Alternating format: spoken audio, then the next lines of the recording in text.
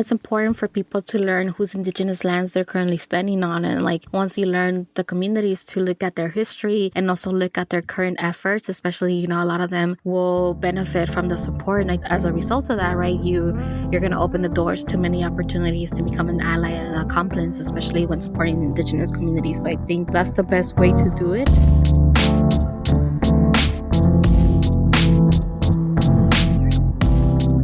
Hey, I'm Michael Yadrick, the host of Tree Hugger Podcast, and I'm broadcasting from the land of the Puyallup people in the Steilacoom Bands, also known as Grit City, Tacoma, Washington. This is the show where we reimagine ecological restoration and the episode where we discuss how Indigenous sciences can heal Indigenous lands. My guest on this show is Dr. Jessica Hernandez. Jessica is a transnational Indigenous scholar, scientist, and community advocate based in the Pacific Northwest. Her work is grounded in her Indigenous cultures and ways of knowing with a background that ranges from marine sciences, land restoration, environmental physics, and justice. Currently, one can find her completing a postdoctoral research fellowship at the University of Washington Bothell, a Climate Justice Policy Strategist at the International Mayan League, and the Environmental Justice Representative on the City of Seattle's Urban Forestry Commission. Dr. Hernandez has been finding her way in academia, and the Academy hasn't always embraced her ways of knowing and engaging with Western science. She has published some inspiring articles and is recent author of Fresh Banana Leaves, Healing Indigenous Landscapes with Indigenous Science. She weaves powerful personal stories and family histories that expand our conception of indigeneity while centering the ecofeminist voices of women, non-binary relationships, and protectors of lands and waters. It also blends sharp and cogent critiques of Western conservationism while also offering Indigenous models informed by case studies and a framework that elevates Indigenous leadership. Working at the nexus of climate science and justice, Jessica tells us she is in the process of writing her second book, Growing Papaya Trees, Nurturing Indigenous Roots of Climate.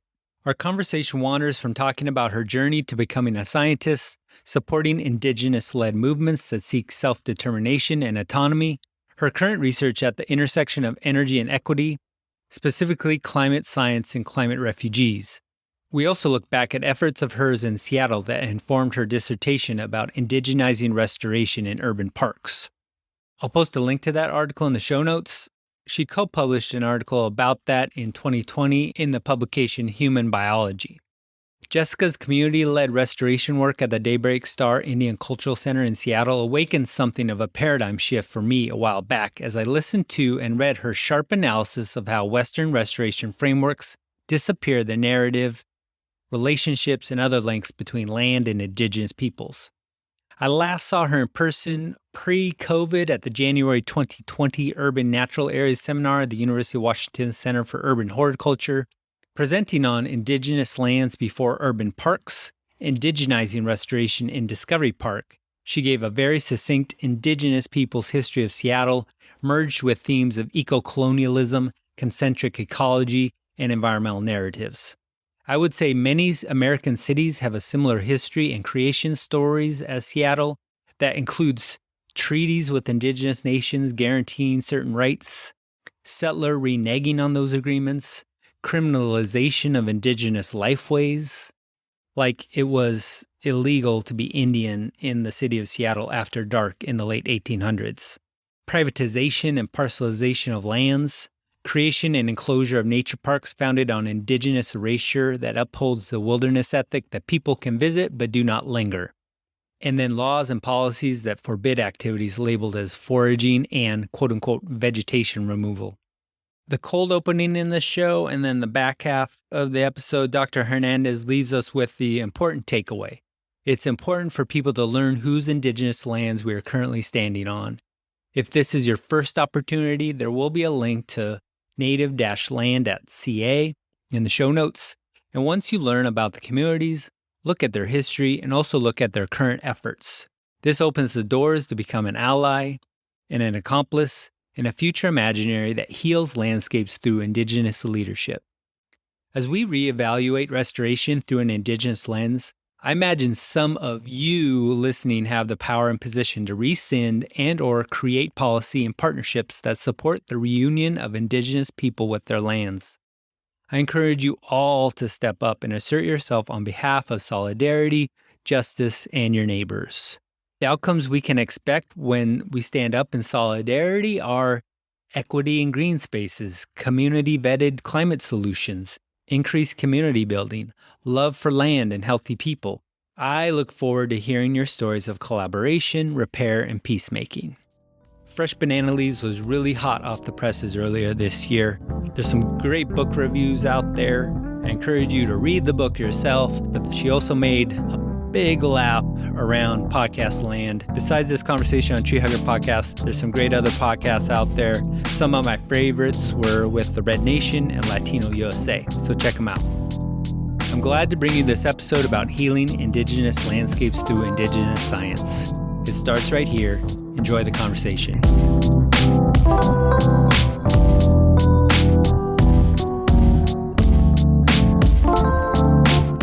So I'm Jessica Hernandez and Wendell Padri. It's an honor to be here today.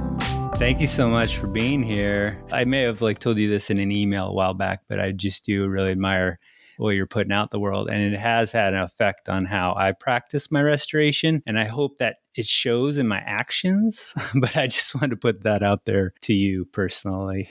Can you tell us a little bit about your journey to becoming a scientist?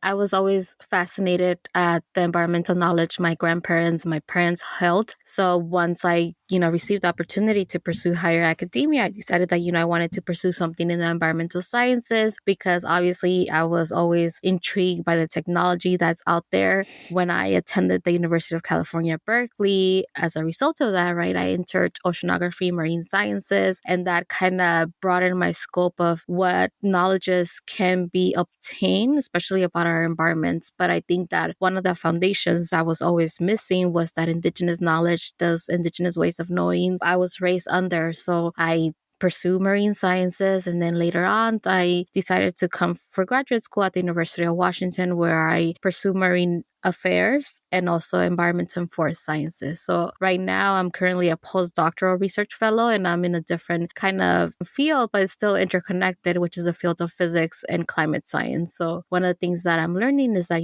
climate science and the data that we have is very derived from physics, but then physics is an interesting field because it continues to kind of separate itself from any social political implications it has in our society. But yet most of the climate science databases or modeling are based on physics and theoretical concepts in physics.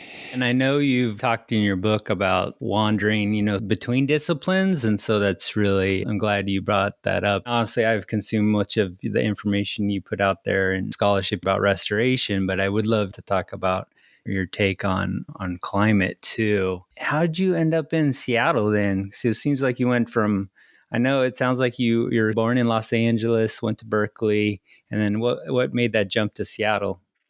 Yeah, so I actually, after I graduated from Berkeley, I went to Louisiana. So I was working on the BP oil spill research.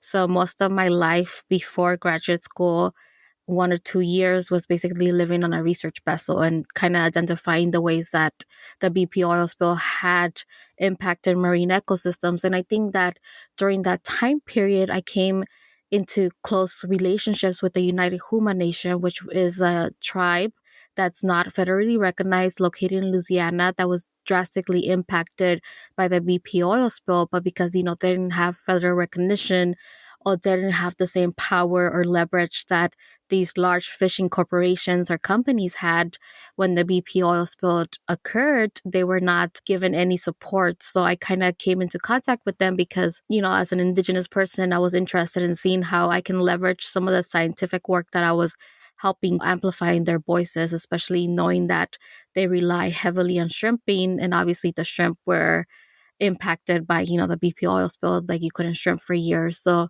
I think that kind of motivated me to integrate Indigenous communities because my undergraduate was more focused on biomechanics. So marine robotics, looking at that data set and seeing how we can use, marine robotics to do more of the chemistry and the biological research in the ocean. So I think that kind of motivated me to become more interdisciplinary because I realized that I could use that Western education and scientific training to advocate for Indigenous communities as well. And that's something that as an undergraduate, like I knew I was Indigenous and, obviously I was raised in my cultures, but I didn't know that we can leverage Western science to do that advocacy work as well. Yeah, and you've written about environmental justice as well and the difference between justice when it comes to Indigenous communities. There is a little bit of a nuance between those tribes that are recognized by the United States federal government or any government for that matter, and then those tribes that are not federally recognized. Yeah, so the struggles was like even receiving any financial compensation, because like if you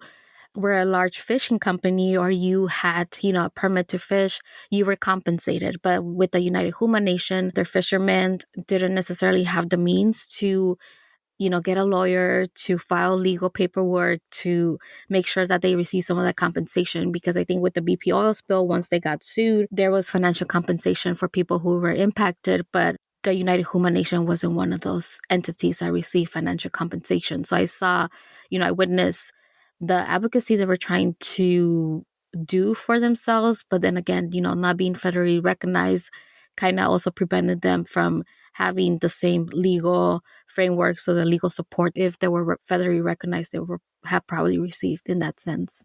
Yeah, and the context I sort of know is with the Duwamish tribe in Seattle, right? And they're a very robust community and very connected to the wider Seattle. And I feel like there's support for their federal recognition. I feel like I'm just going to put it out there. I just think it's going to happen in the next couple of years. But their access, like political access and access to land, but access to the river is somewhat limited. And there's no government to government interaction between the city of Seattle or the county and the tribe really at all. I feel like perhaps there's a role for the community to play in pushing for that.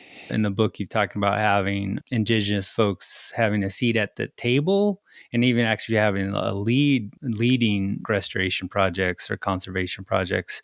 Can you think of some other good examples out there of tribes or Indigenous communities that are able to meet some of those challenges and take the lead?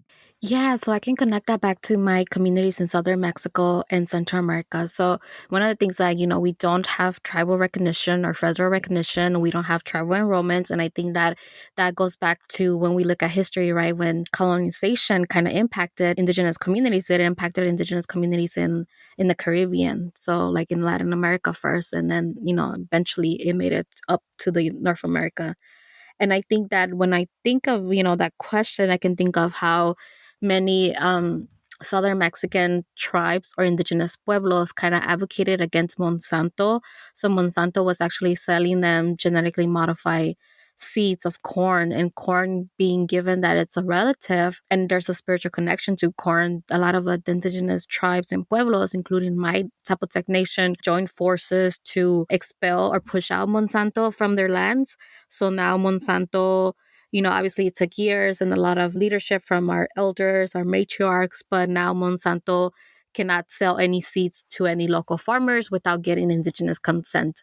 So I think that, obviously in Latin America, south of the border, because we don't have these treaties or we don't have this tribal recognition or policies, we kind of lead most of those efforts, not necessarily using legal frameworks to kind of lead that work, because obviously it's not there to support us, but eventually there is legal frameworks that are created to, support our causes. In this case, Monsanto being an example where they can actually sell genetically modified seeds to any farmers or non-indigenous communities unless they have consent from the nations or the pueblos. Yeah, and I actually remember that going back to maybe the late 90s even too, with the protests in Seattle against the World Trade Organization, where I feel like traditional environmentalists met with labor and indigenous peoples too to fight against some of these multilateral agreements and rules, because Monsanto, I believe, is like US based, right? But they're working across borders.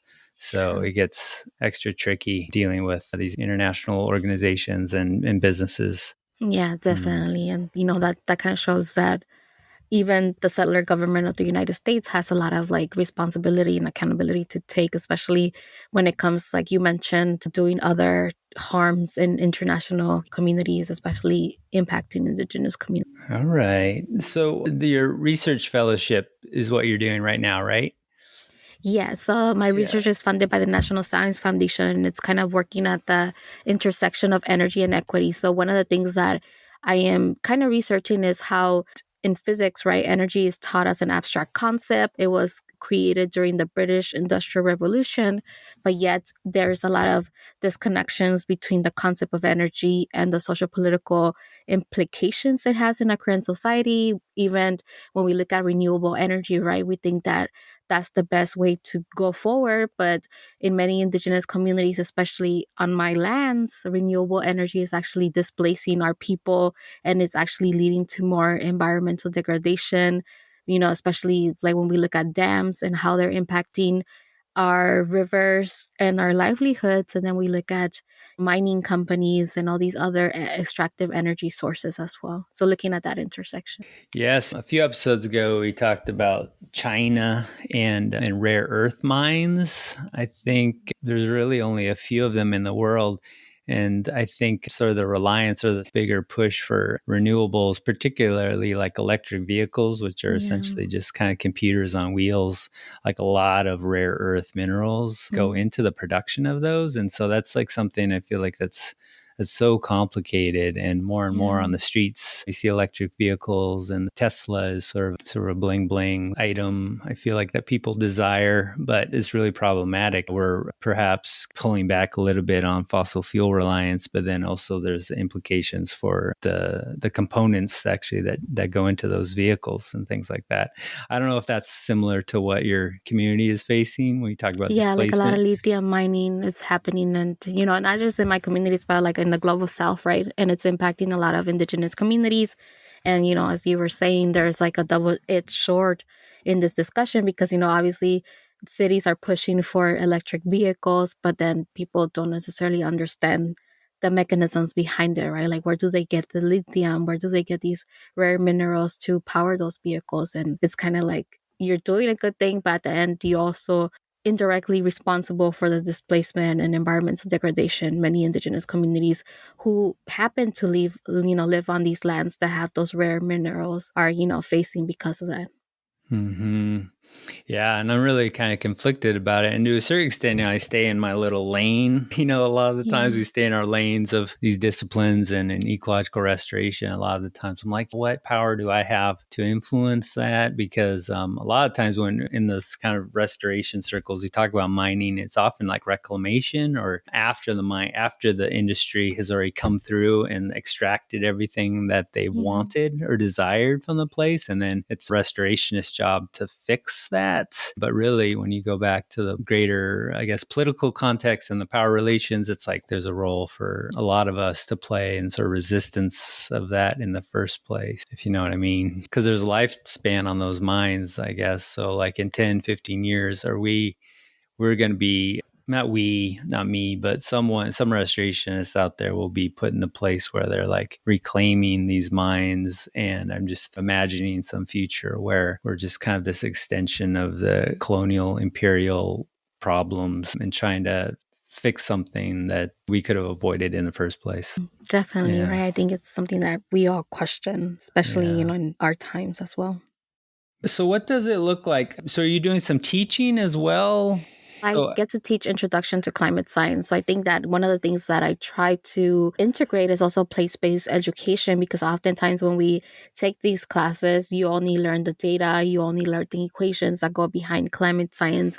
But I also want to inspire students to understand that, they can take action, they can support, they can become allies, especially to indigenous communities of the place, right? Which is the Coast Salish tribes and nations for the state of Washington. And I'm most familiar with your work, talking about restoration, particularly revolving around the work at Daybreak Star in Seattle. One of the last times we met in person, we did a little walk around out there. And I feel like it was after you had started some of your restoration work. And it is a a different place. I feel like it is Discovery Park, but it's not. That's the way I tell people about it. And really, in my mind, it's totally it's like a totally separate park and with a whole other level of community involvement there, because there is a cultural center and there's a pretty robust urban indigenous community that works out of there. So I don't know if you can describe for people how Daybreak Star came to be and what it means for the people in Seattle.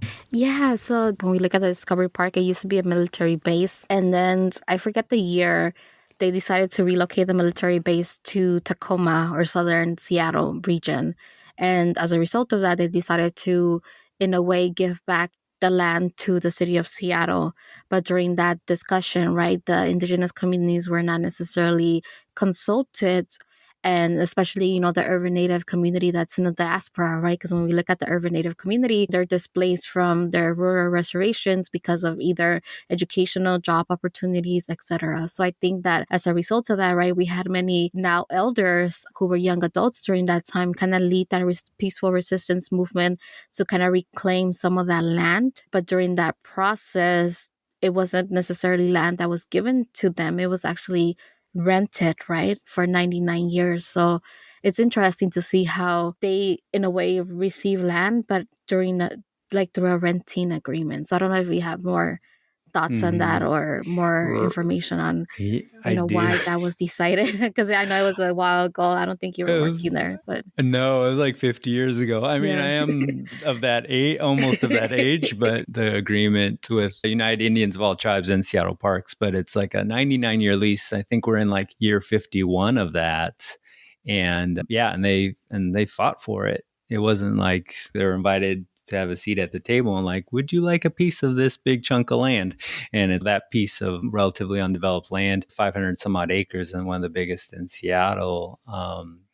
Thinking forward, 50 years has passed and there's perhaps another 50 years looking into the future. And I've been reflecting on, I've actually been putting it out there in words too, is like, what's going to happen, when that 99-year lease comes up. And because there's a building there, there's somewhat of infrastructure. I mean, they care for little kids there. There's like a preschool there. They definitely provide some mutual aid to the wider community during the pandemic as well. There's art programming. There's some restoration on the ground too. And I'm naive, but I kind of am thinking of terms of like land back, in 50 years, but I'm sort of tangential and I can be supportive, but I don't really know what their desires are, because owning property comes with taxes to the city or to the county, and then it comes with some liabilities too that perhaps they don't have right now. So I feel like it's complicated. Yeah, definitely. And just looking at, like you were mentioning, when that 99-year lease is over, like what's going to take place,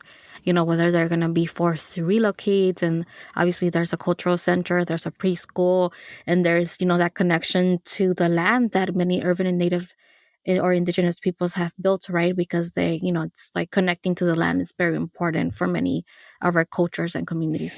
Let's say, the worst case scenario, and I feel like it's worth talking about it now, generations before the lease just abruptly ends, is that land is hard to come by, right? So like, where's that community go? And looking at seeing what the Duwamish are doing and they're buying their land back essentially, right? So they've purchased some adjacent parcels along the edge of the river, along the West Duwamish Greenbelt.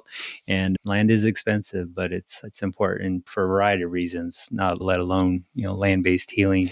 Yeah, definitely. And I think that, it's interesting, right? Because it's going to probably be something that we experience in our lifetime. It makes you think whether, when they were signing that, if they thought, they were going to be extinct in 99 years, right? It's interesting to think about that.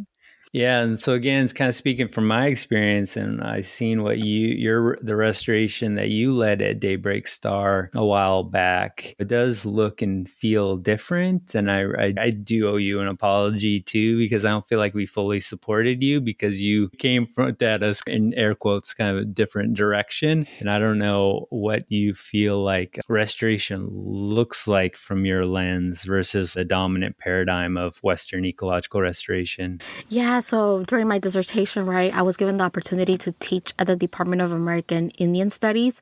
So as a result of that, one of the classes that I taught was like indigenizing conservation. And through that, students were able to apply what they were learning in class to some of the field work that they were doing, right? Because we had a lot of Indigenous students, Native American students taking that class. So in a way, we were able to work with the elders. So as a result, they kind of supported a lot of the on the ground physical work. And, we did get the tools, right, from Seattle Parks that, you gave me the key for that toolbox. And I was also able to apply for some grants because it was part of, the teaching courses that we were able to, donate to the community so that they can also use it. Right. Yeah, and in particular, I mean, a lot of, and I think you wrote about this. It's like in comparison, and really the restoration. You think of the timeline of like how much love and attention has been given to Discovery Park, which is like at least 50 years, and so it's seen decades and decades of attention, and then probably only really more recently. I think about the time I met you, I was connected with Susan Balbus, who's the big boss, I guess, at the Na'alihi Fund, and we were connected because they had failed to get a neighborhood grant from the city of Seattle, and so kind of in response, someone at Seattle Parks connected us because like in their application, they talked about pulling weeds and planting things. And so they're like, oh, and Michael pulls weeds and plants things. So you guys have some things in common, right? So that's when we first connected, I think way back in like 2018. The restoration is real fresh. And there's actually like several iterations of, different plans that have gone into thinking and conceptualizing the restoration there. And you talk in particular about invasive species, and it's one of these things that's at the forefront of my mind right now, because I've been programmed and trained to basically hate and despise species that we think don't belong in our ecosystem. And it's really lovely how you wrote about it in the book and talked about, some of these plants that we'll say kind of white-centered restoration is focused on, like eliminating or extincting, like English ivy or Himalayan blackberry. But you really put these plants in perspective and in terms of like displaced relatives. So how do you think it's possible to shift our kind of mindset and actions from continued displacement to real healing in the stewardship of land when it comes to interacting or removing or tinkering with an ecosystem that's sometimes dominated by a couple different plant species that we call invasive? Yeah, when I think about that, I think about like, how conservation, restoration, and most of the environmental sciences continue to separate humans from nature. And I know that many conservationists or scientists, right, say, oh, no, we are actually connected to nature, but, their actions do not point to that direction. And I think that, looking at invasive species and how, at least for me, right, the way that I was raised, we have to look at them as displaced relatives because, plant and animals are also our relatives. And for many scientists practicing restoration, conservation, right, these are their displaced relatives because many of them have those connections to Europe. They were plants that were introduced during colonization. And as a result, right, of losing that connection to the land, many people, right, don't necessarily practice that anymore. And I think that looking into when I did the field work, especially with people who had European ancestry, it was important to remind them that, these are your relatives and you should build that relationship to kind of reclaim your relationships right with nature and the environment. And this is a way to do that, right? Even though you're not in Europe, you're not in your ancestral lands. And I think that shifts our focus, especially knowing that we still follow frameworks that separate humans from nature. And that's one of the ways it is, right? But that's not to say that invasive species do not harm our environments. But, we learn how to incorporate some invasive species, like even looking at the book that I wrote, like I talk about banana trees and how they're invasive species, but how they have been integrated now into our traditional diets and have become part of our identity, especially as Indigenous Mayan people from Central America. And I think that, it's important to continue to unlearn and relearn, especially, since when we are taught how to, restoration practices, we're told to just remove the weeds or the invasive species without building that relationship or that reciprocal relationship, right, with the plants as well, and honoring their spirits and their lives as well. Excellent. Yeah, and I think you touched on it. Some of the settlers have lost that connection with our ancestry.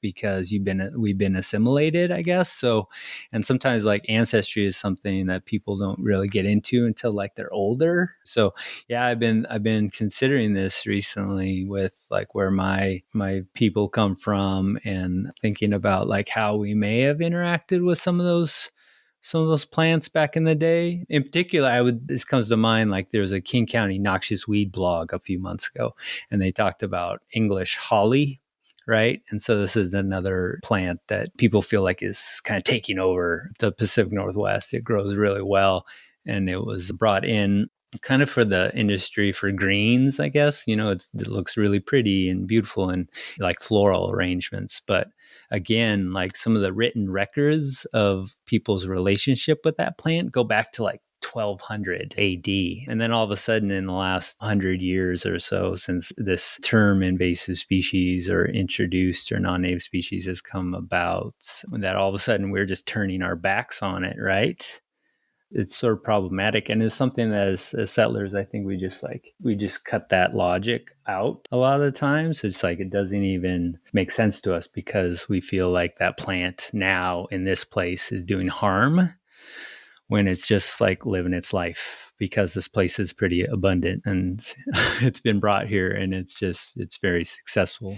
Yeah, definitely. And I think that, it's an important, discussion and self-reflection that many of us need to have, right? In terms of like, can we reclaim those relationships, especially, as we continue to experience how climate change is actually impacting everyone across the globe and drastically impacting Indigenous communities as we speak to. And so you did mention Banana Tree. We haven't talked about the book too much, but there's a question I ask everyone on Tree Hugger Podcast is what is their favorite tree? And so I want to give you a chance. I don't know if Banana Tree is it. Is that the one? Yeah, I think it would be a banana tree. I also think papaya trees. I think like most of the fruit bearing trees, especially the ones that have been either displaced, right, like the banana tree, or have been native to our lands, like the papaya trees, right, because they do come from our lands. And I think that, it's interesting to see how, because, we have in the way incorporated displays, fruit bearing trees into our diets. It's interesting to see how they sometimes come into connection with each other, right? Like papayas, bananas in that sense. Yeah, that's right. Yeah, and banana trees, I don't know. Do you feel like a lot of people don't really know where bananas come from? For personally, like my son, bananas was his first food, like Oh, first solid, like okay. solid food. So we actually have I feel like a deep relationship with food. I think I took this video of him like trying to figure it out. He's sitting in his high chair, and he continues to eat bananas to this day. Wow. But not everyone knows like where they come from and how they're grown. You find them in people's like around. I just assume around people's homes, right? It's like fast food. Yeah, and so going back, and again, I want to reflect on your book a little bit more. I think people have asked you this before, but like, why this book now? But I guess what's the future look like for Dr. Hernandez? I mean, I feel like you got very personal in this book, and talking about your family's displacement and movement north after the genocide and war in El Salvador. You talked very extensively about how the eco wars continue there. What's your life look like now? What's next for you? Yeah, so I think when I was writing the book, right, I only kind of put stories that I'm comfortable speaking about, right? Because obviously you're going to be asked those questions. But I think that, what's next for me is, I'm completing my postdoctoral research fellow. I have another year. And then I'm in the process of writing my second book, which is going to talk about climate science and kind of connect that climate science to climate refugees and the displacement that many people are facing, especially given that in, many climate justice discourses, we, haven't seen people really connected to immigration. And we have seen the news, right? We saw how Border Patrol treated our relatives from Haiti, especially knowing that Haiti, right, experiences many natural disasters, is experiencing climate change impacts, is experiencing political turmoil.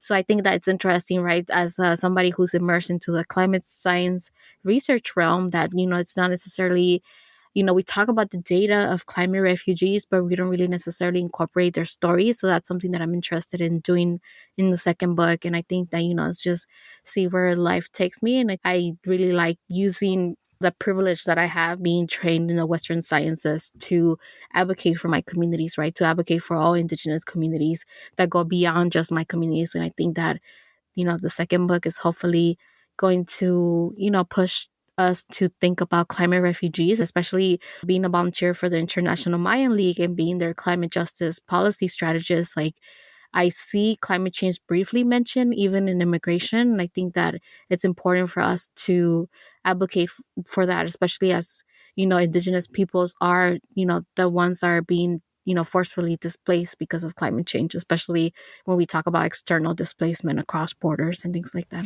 Yeah, I feel like sometimes we get stuck. Climate denialism has its evolutions, I guess, and now immigration discourse, really hasn't shown up in the mainstream media very much at all when it comes to climate refugees. And so there's always like a Fox News. I don't know, at certain times I go and like friggin' Tucker Carlson or whoever is up there, and it just lacks so much nuance, I guess. And you mentioned the Mayan League. I think it's something that perhaps people can support. Can you talk more about your involvement in this movement and what it's all about? Yeah, so the International Mayan League, it's an organization, right, that was created by our Mayan relatives who were displaced during the genocide that we experienced, also known as the Civil War in Central America. So as a result of that, right, the organization has laid the foundational work to do international work, right, where they continue to advocate for Indigenous peoples, especially given that many of our Indigenous peoples, once they're displaced into the United States, racial categories that have been created in the United States are kind of applied to them, right? And that is moving into, like if you're Indigenous from Latin America, they label you as Latinx or Hispanic. And during that labeling, a lot of our Indigenous relatives are denied access to their Indigenous languages. So, it's kind of like forcing them to apply Spanish, the colonial language of, south of the border. And many of our relatives do not speak Spanish because, obviously, that's a language that they have to learn. They don't, and yet alone, they don't even read Spanish. So a lot of the legal frameworks and paperwork that they're given is in Spanish. And as a result of that, right, they're denied their rights that they have as climate refugees, as asylum seekers. And many of them end up signing papers that are not necessarily should have signed. And we have seen how, that language being denied that language access has also resulted in the deaths of many of our children because they were sick and, they were like, oh, do you want to deny access to healthcare? And, the parents will sign those paperwork so they couldn't explain that, how they felt. So, we have lost a lot of our Indigenous Mayan children, especially knowing that they're separated from their parents. So I think that, it's a lot of emotional work, but I think it's important work. And it's emotional work because it's the only Indigenous Mayan woman-led organization. So we're working with our relatives, and I'm working as a climate justice policy strategist, but it's volunteer work, right? Because again, when we look at immigration, the larger organizations are the ones that get most of the funding, yet those large organizations are not necessarily advocating for Indigenous people. So there's a lot of, advocacy we have to do within the immigration realm as well, right? Because, we're not Latinx, we're not Hispanic, we are Indigenous nations that have that tribal sovereignty. That doesn't necessarily mean it's very similar to what tribal sovereignty in the United States is, but it's still tribal sovereignty that needs to be respected. And I think that, it's a lot of educating folks, especially people who are supposed to be like us, right? Like Latinx or Hispanic people, when in reality, right, it's an ethnicity or, a racial construct, and there's many races within that. And, we work a lot with the, also the Black or Afro-Indigenous organizations, especially the ones that has supported our Haitian relatives. Because again, when we talk about immigration, it's dominant kind of narrative or persona that's built on that, and it's not necessarily embodying our Black and Indigenous relatives as well.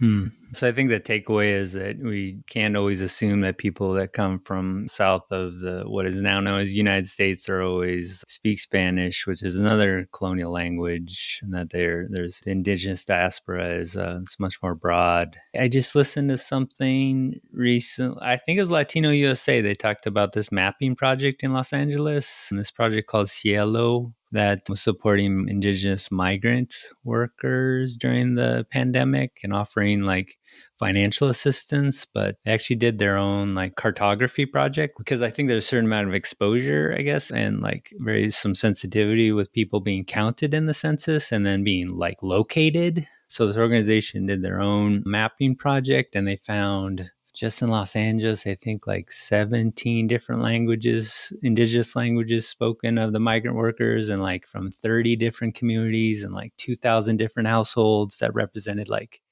6,000 different individuals, like something like that. It was really sort of amazing. But just thinking that like people that were affected during COVID, people who grow your food, if you eat from an industrial food system, most likely people that grow it are indigenous. And so it was just really impactful. Yeah, definitely. And I think that, that's just pointing at Los Angeles, right? And there's so many, indigenous communities in the diaspora in many places that, don't necessarily have the same support, right? That, some cities actually are able to offer. Do you want to let people know how we can find out more information about you and your work and potentially just like not just donate money, but donate our time or donate our energy? Is there a couple good organizations or spots you think we could spend our time? Yeah, I think that, it's important for people to learn whose indigenous lands they're currently standing on. And like once you learn the communities, to look at their history and also look at their current efforts, especially, a lot of them will benefit from the support. And I think, as a result of that, right, you're going to open the doors to many opportunities to become an ally and an accomplice, especially when supporting indigenous communities. So I think that's the best way to do it in terms of that, right? To find organizations that you can support and help as well. Okay. Can I ask you a question? Are you still doing a podcast? Because I know you just mentioned you had a Yeti microphone. So that's kind of an obscure microphone to have for non-podcasters. No, I'm not doing a podcast. It's just that I get to do a lot of interviews. So I think that, So you invest. somebody sent me this microphone and I was like, oh, I really like it. So I decided to invest in one. It's good. You got to represent your voice. It sounds good. I don't know if you have a little bit more time. You're still a member of the Seattle Urban Forest Commission? Yes, I'm a member. And I think that has been like a educational opportunity, especially, since, there is some power that you have to do legal work, but it's more like advising role. So I think that, it's kind of important to learn about the urban forest and also like the legal frameworks that many council people and senators are following. And I think that it's been a learning experience for me, definitely. Yeah. Is there anything, and then people who aren't, I guess, familiar with this commission, I don't know, there's about a dozen people, I think, that sit on the commission and represent different aspects of the community. And I feel like it kind of give a powerful voice for the forest, one in which, some other communities, particularly some of the communities that we've talked about on the podcast, some don't have like a de facto or like a formal body of citizens or residents that are talking about the forest and giving advice to the policymakers. So I feel like it's a privilege and really a benefit to have people like you serving and giving voice to environmental justice or some of those aspects that just don't come to the surface often in these organizations. Yeah, especially, being given that, selected to have the chair of environmental justice, right? It's also a lot of teaching because, obviously we can focus so much on the policies and kind of forget policies are not necessarily inclusive of all people, especially when we talk about communities of color or communities who live south of Seattle, who live closer to pollution facilities. And I think that, it's important for us to bring that into the commissions, right? But it's also a privilege to be able to serve there. So I think that, with more privilege comes more responsibility. And I think that that's how I tackle the work that I'm doing. But yes, it's still like I'm still learning, especially since everything has been online. It hasn't been like in person, right? So that's right. That's gotta be hard. Yeah, I serve on a nonprofit board as well, and for like the first year plus, I met some folks like early on, like one meeting, and then it all went virtual, and I just felt like the sort of esprit de corps and the sort of togetherness, the forming of the togetherness was lacking, and so hopefully we're on the back end of this COVID pandemic so we can get back together again. Yeah, definitely. All right. Well, I'm so grateful for your time again. Yeah, I'd like really admire your work, and I'm going to strongly suggest that people read your book and the links I put in the show notes. You'll be a better person for it. Yeah, thank you. Hopefully we'll see you soon. Yeah, and thank you for, for gifting me some of your time to have this interview. Oh yeah, I know it's hard. I know I feel like you just get after it. So yeah, I just hope you have some time to rest Yeah, it's like I when you have a really can. strict schedule. So like after 5, I don't do any of my research.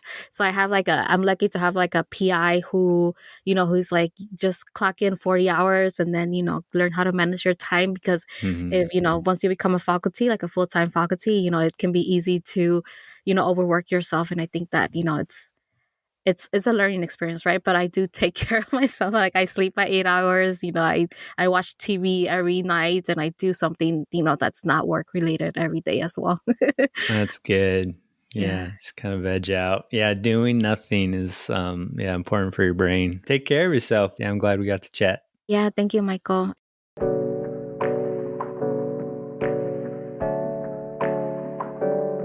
Thanks for joining me again for another episode of Tree Hugger Podcast. I'm Michael Yadrick. Please check the show description for information about Dr. Jessica Hernandez. She can be found online at her website and social media at doctora_nature. It takes a community to keep the podcast going. I want to give big praise and love out there to people who have donated already to this little independent podcast that we have going here. And you can donate too to help cover the small overhead costs for the show. At Yadrick on PayPal and Venmo, and then Cash App, I'm Michael Yadrick Jr. Next up on Tree Hugger Podcast, I bring you another discussion about cold exposure with Renata Rain, a 53-year-old mother of 2 adult daughters and grandmother of 6-year-old triplet girls. She is the researcher, inviter, and guide behind Puget Sound plungers. Renata described herself as just another person looking for relief from chronic pain when she slipped into the cool waters of Puget Sound. Here's a clip from that forthcoming episode. New people are staying 4 to 10 minutes now. I tell them 2 minutes is all you need. Anything else is because you're having fun. Believe it or not, it's fun. You wind up having a good time. There's not an award for who stays the longest. You're not going to have better results if you stay longer. It's literally just because, you you came from somewhere. Everyone has to drive there and you're here. Sometimes they get challenged. Sometimes it's a guide thing. How long can I stay? But I don't encourage how long anymore. That's something that's developed for me as I've seen more people. Yeah. If I see someone shivering, I'm going to ask them, hey, maybe you might want to get out. You don't want to be miserable. I don't want anyone to leave having had a good experience, but then go home miserable. The archive of this episode also lives online at treehuggerpod.com. Treehugger Podcast is on social media at treehuggerpod, so feel free to point people in our direction. Subscribe, rate, and review the show, please, on whichever podcast platform you enjoy listening to. And I will let you know we finally got a review on Apple Podcasts, and I want to tell that person how much I adore them, and I'm going to find it for you. From Bad Gardening Advice, 5 stars. I would totally read it to you, but I don't want to toot my own horn, but they say a bunch of nice things. Reviews really help people find the show. I'm really amazed how many thousands of people have listened to the show already. I really want to spread the word about reimagining ecological restoration. So if you can spare a few moments of your time, please drop a review of the show or tell a friend about the show. The music from the show you heard from Nefx, Young Logos, and Mini Vandals. You can find their tunes on the YouTube audio library, and there's links in the show notes. Thanks for hanging out. See you in the woods.